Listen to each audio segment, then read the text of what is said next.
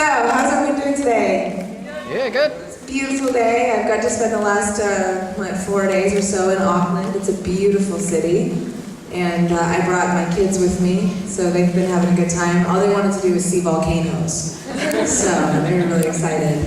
And in Australia, all they wanted to do was see kangaroos, and we got to see that too, so it's been fun. So I hear that Stargate Universe is just about to air the second season, but you guys have all seen it, right? Yeah. They need to fix something. It doesn't make any sense. I don't know, something needs to happen. So, anybody have any questions for me? You want to start it off? No? It's going to be a very long hour. I always admire, I see actors sometimes get on the stage and they like perform. They're so awesome, and I'm just kind of like, yay, questions are good. Yes? What were some of your favorite locations that you worked on? Some of my favorite which? Locations that you worked on. Locations? For Stargate or just in general? You know, funny enough, one of the reasons I ended up taking the job for Universe was that they told us we were stuck in space on a ship. I was like, awesome, that means that we're going to go home on a Friday night at 7 o'clock. So, which is contrary to Smallville. Like Smallville, for some reason, they would shoot every Friday, we call it Friday, every Friday into Saturday and wrap at like 2 or 3 in the morning.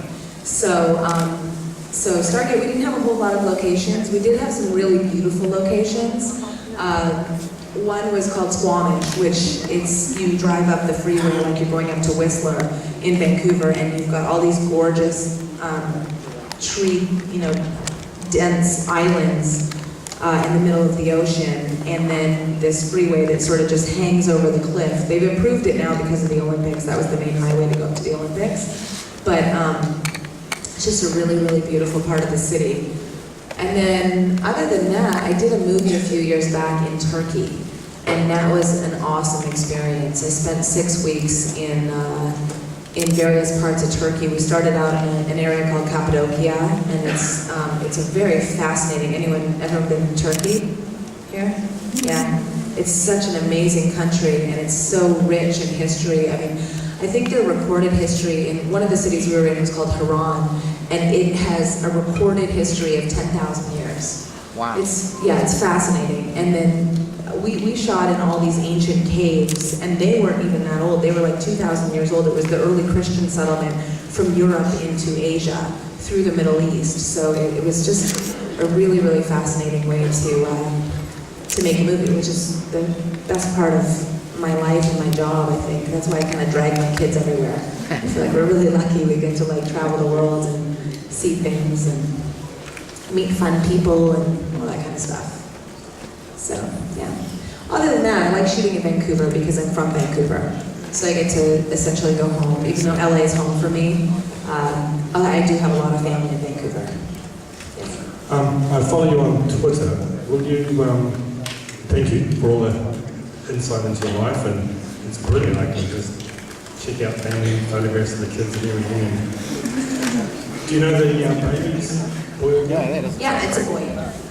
So I have a boy and 2 girls, and this one will be a boy coming in December. I don't think I'm done. I think 4 is good, right? I always wanted 5 kids. I don't know why. But I've always been a believer that you should know when you're finished, and I never felt finished until like 2 weeks ago. And I was like, I looked at my husband and I was like, I think 4 is good. And he's like, yeah, I think so too. So we'll see, we're gonna fix something. I think it should be him. Yes, right? You guys tell him, he's gonna come here today. He's like, you can get all the people in the world to tell me, I'm not fixing myself. Come on, I have to have 4 children, you should fix something. Anyways, you need too much information.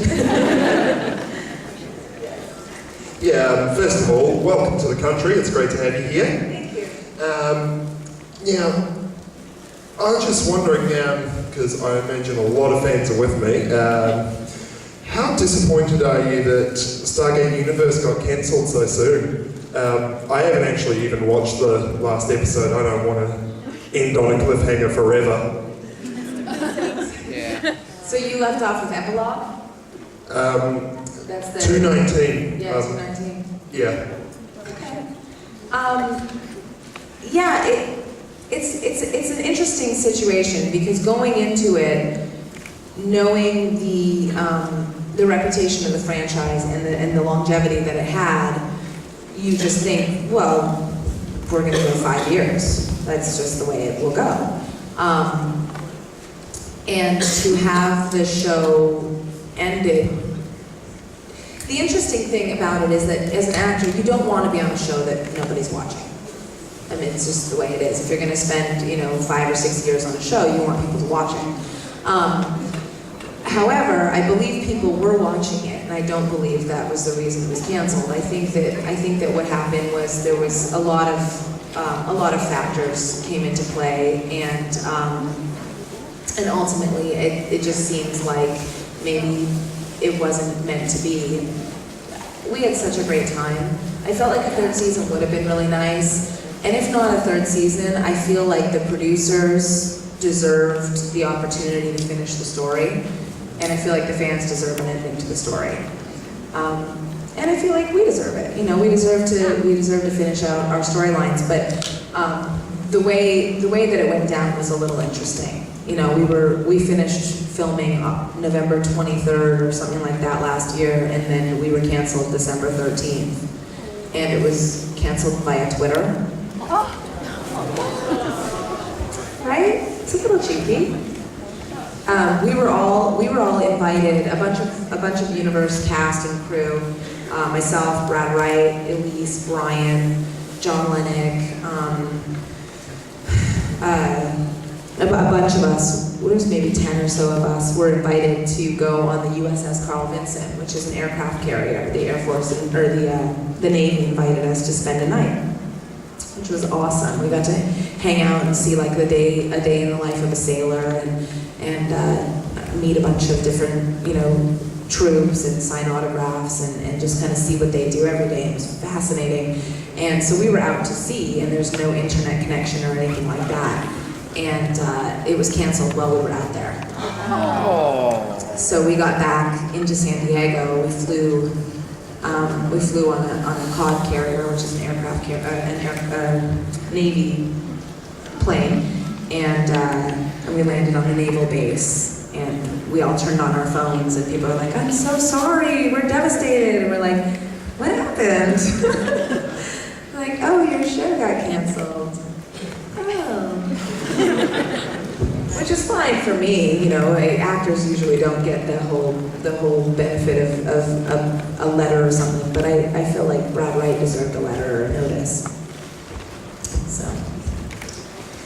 What have you got happening now as far as work and what's coming up?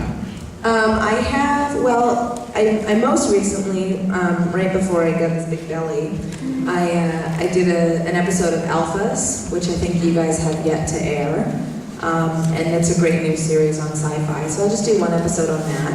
And then I creatively have been involved in my own comic book called Agent Mom. I know I tweet about it. I'm not sure if you guys can read it here. It's an online comic with MTV, and MTV's site sometimes gets a little funky, but when it switches regions. But so we finished a 112-page graphic novel that's been released online, and we're contemplating on what to do with that next. It's a really fun story called Agent Mom, and it's just been fun to be creatively involved in the story process. And then other than that, I've kind of been picky this year. I turned down a few jobs that came my way, and I'm glad I did. I think that I'm looking for the right project, not just the next show or the next movie. And I've just been talking to a couple producers who are doing a movie in March, and that would be an action film. It's got a great cast so far. We're just kind of getting everything together. So hopefully that will come through, and that's what I'll be working on. Otherwise, I'll just be looking for a job. Just wanted to know more for a small build, more of a small build fan. Was there any crazy stunts or any cool stuff that you got to do on that show, or is it more you had a stunt double doing the fast stuff? They really encouraged us to do all of our stunts on Smallville. We do all have stunt doubles. Mainly it's for efficiency. You know, you have a certain amount of time to shoot a scene, and if it's a stunt or you've got wire work or you've got effects, they factor in the time. So sometimes it's a matter of getting it at the right angle, you know, with your stunt doubles, and then they punch in and they just sort of get the closer fight with the actors. I did most of my own stunts. I did all of my own stunts on Smallville, and then we did have a stunt double do them as well. So they used footage from both of us. It's so fun to work. Like, that show is so great. They'll just call you and be like, hey, they'll knock on your trailer door and you're just like having a nap or something. And they're like, hey, you want to go learn how to throw knives? You're like, okay. Want to fight with a samurai sword? You know, or the fight sequences. We'll just, you know, pick a corner of the studio and sort of practice a fight. Unfortunately, we didn't get to do a whole lot of that on Stargate, but I do really enjoy the action stuff. I like doing the stunts, and I got to do a lot of wire work on Smallville, which is really interesting when you don't wear pants and you wear high heels. Those superhero costumes are really interesting.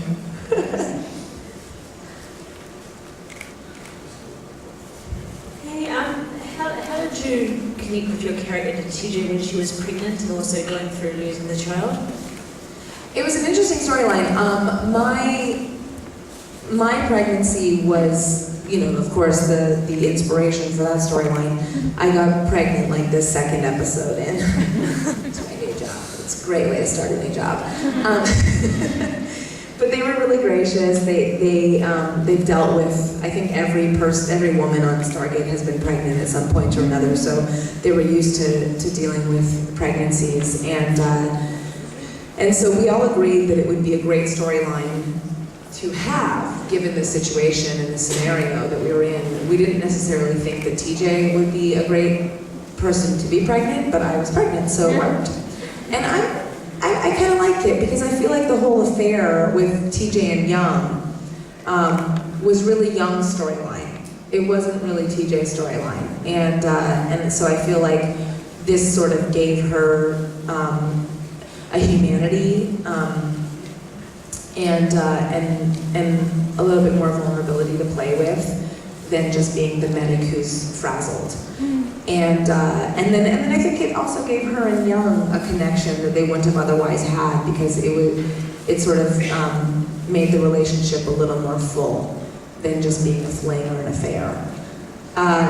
Then when the baby didn't survive, they were also very, very respectful of the situation I was in, that I was actually pregnant. And the way the season worked out is we wrapped in October, the baby was due in December, and we didn't come back to filming until March. So I had plenty of time off in between, where I got to, you know, relax before I had the baby and then have the baby.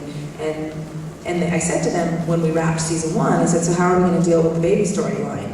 And their response to me was, we'll deal with fake babies when real healthy babies are born. So it was very, very respectful. And I felt an interesting relatability, of course, to TJ, just because I am a mom, but our circumstances are so different. Like, I'm happily married with 3 kids, and you know, I'm not really stuck in space. I didn't have an affair with my colonel.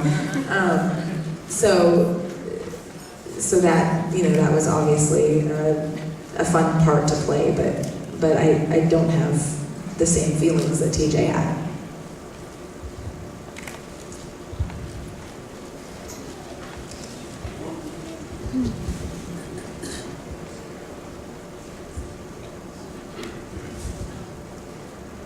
Did you watch the original Stargate series? No, I've seen the movie.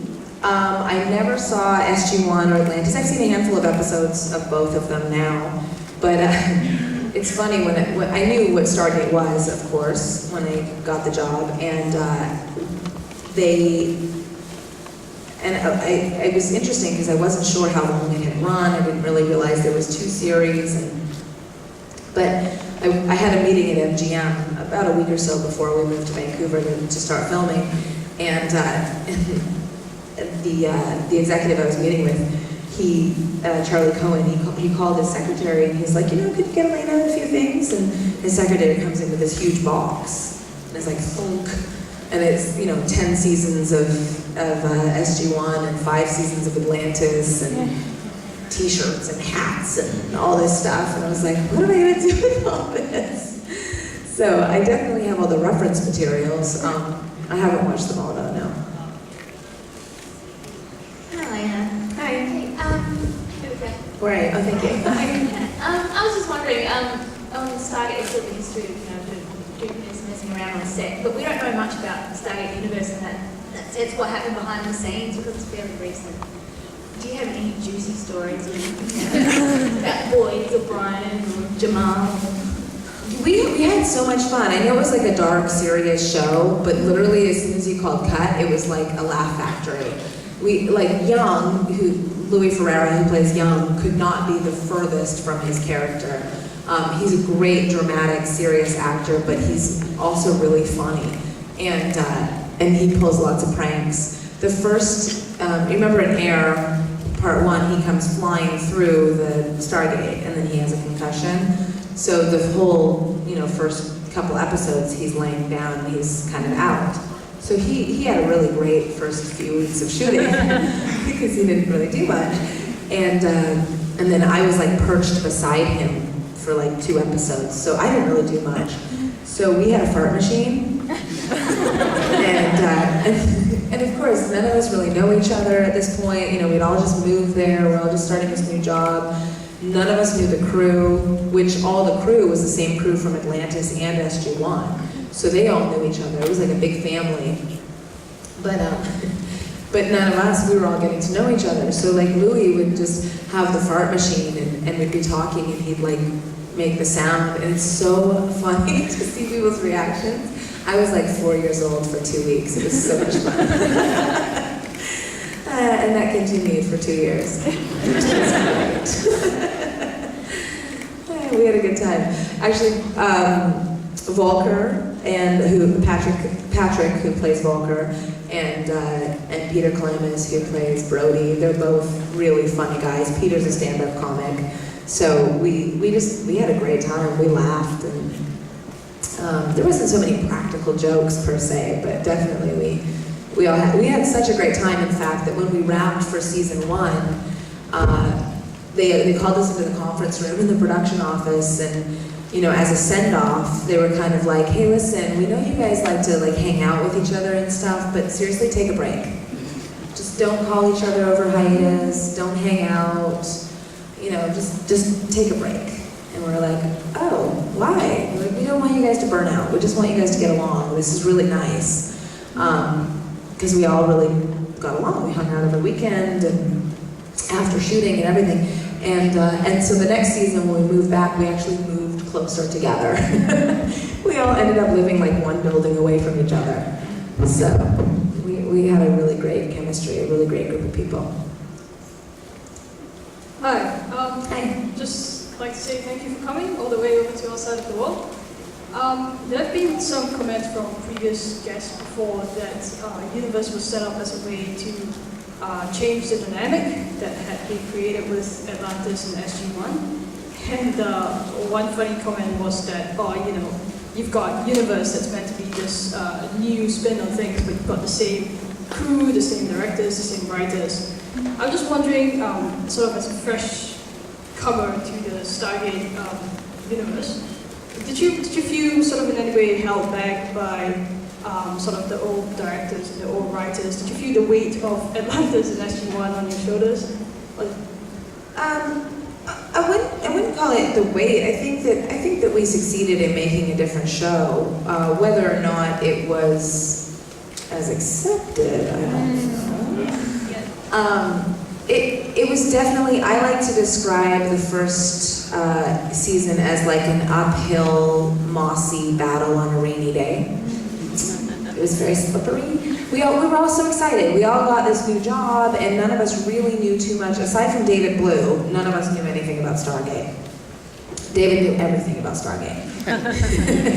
But no, none of us knew anything, and we all got to work, and we were really excited, and then all of a sudden there were like protesters outside of the studio, and websites dedicated to how horrible we are. And we're like, what did we do? We just got a job. And then we'd go places and people would boo us. It was awesome. So that was an interesting aspect of it. But other than that, I mean, once we got inside, the studio walls, we made it our own, and we had a really good time. I do feel like there was, a conflict, of course, because there was this miscommunication when they canceled Atlantis and then announced Universe. I think it sort of looked as though Universe was the, going to be this new thing that's bigger and better. It came across that way, and I don't think that was the intention at all. I think they had been developing Universe for 8 or 9 months prior to the ending of Atlantis, and they did contemplate running both shows at the same time, as they did with SG1 and SGA. But that from their experience doing that was a very difficult task. You were sharing cast and you were sharing crew, and it put a strain on production value. And so I think they just kind of wanted a fresh start. The network wanted another show, and they came up with Universe, and that's how it went. So I don't feel held back. I felt like we had some really good storylines. I do feel though that it got influenced. We kind of got caught in this world of we didn't know what show we were making. We had the space drama that was Universe, and it was really strong for a period of time, and then they started making these very Stargate-esque episodes, and I don't think they knew what show was being made, or we didn't know what show was being made. So it got a little confusing, and ultimately maybe that's what happened. Yeah, me again, over to your Hi. Yep. Thank you. Can't really see much. Yeah, spotlights and all. Yes. If nobody buys the franchise soon enough, do you think that your writers might see about releasing the rest of the story in some other kind of media, perhaps novels?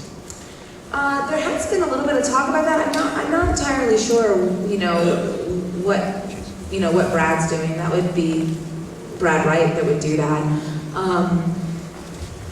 I know, he did go about trying to get a movie made. They were in the office long after the show was canceled, all the way up until I think June or July of this year. We wrapped it in November. Going to work every day and trying to get a movie made. Scripts were written. Some of it ended up like on eBay, which was weird. We don't know how, but I don't think so. I can't really see anything else happening. However, MGM, which is now being operated by Spyglass, still owns the rights. I have heard talk, I think it was like June or July of this year, that I heard talk of Dean Devlin, who's the original, owner of Stargate, who wrote the movie. Apparently he had written 3 movies, and they just made the one, and he has expressed interest in rebooting the franchise. So it may come back in movie form like Star Trek did, which I think would be cool. So, and I think too, with the way technology, the movie was so good however many years ago. Can you imagine what it would be like now with all the advances in technology and with how popular the science fiction genre is right now? I think that it would be a great idea. So. With playing a doctor in the Stargate universe, or in the Stargate world, did you feel the pressure of 2 previous doctors being killed? I get that question all the time, and it's so funny because no, I don't personally. I figured if they were going to kill me, they were going to kill me. I was pretty easy to work with, so I don't think they'd kill me for any bad, no reason. But unless, of course, the story called for it, which sometimes it does. But I do get that question a lot, so I'd always kind of razz Brad about it. I'd be like, so you're going to kill me or something? I'm the doctor. He's like, you're not a doctor. You're a medic. I'm like, okay, that's good. Yeah, I don't know. It's funny. I don't know why they killed the other two. Peter DeLuise has been involved in the previous two series. Did you cross paths with him, or did you find that his influence may have come across in the universe? Oh yeah, he directed several of our episodes. And I had worked with Peter previously on a show I did called Painkiller Jane. He did a couple of episodes of that show, and then, of course, he's like a Stargate staple.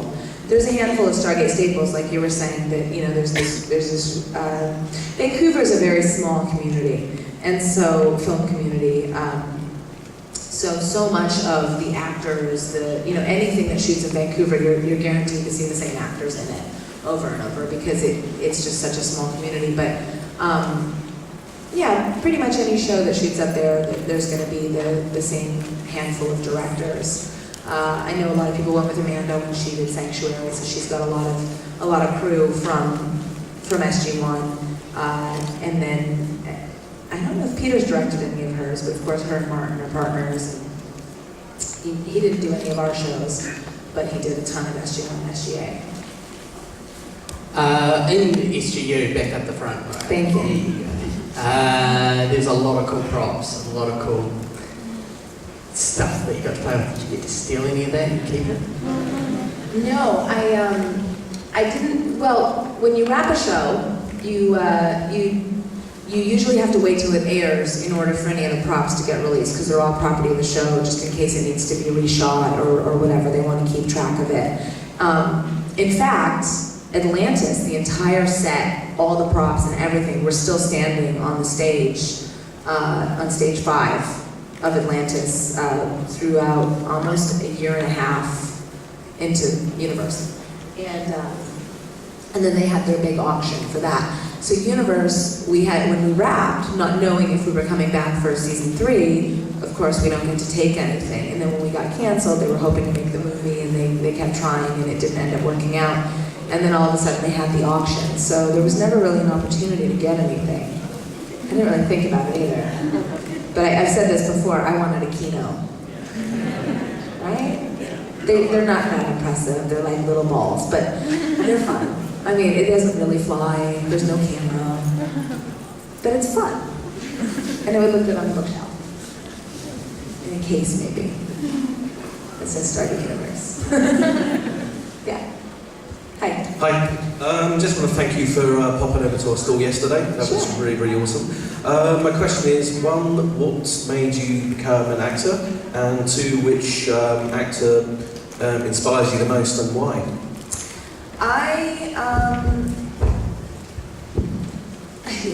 I'm not entirely sure why I wanted to become an actor. I just thought it would be something fun to do. I always remember one of my favorite movies growing up was Annie. Who doesn't love Annie? And so my sister and I would watch this show all the time, and I loved the part where they went to the movies, and they saw Camille, and it was Greta Garbo, and that was that dying scene in Camille, and I always thought that was so awesome. I wanted to die on screen. And so I guess that was sort of like ingrained in something that I wanted to do, and then I got a little bit into children's theater.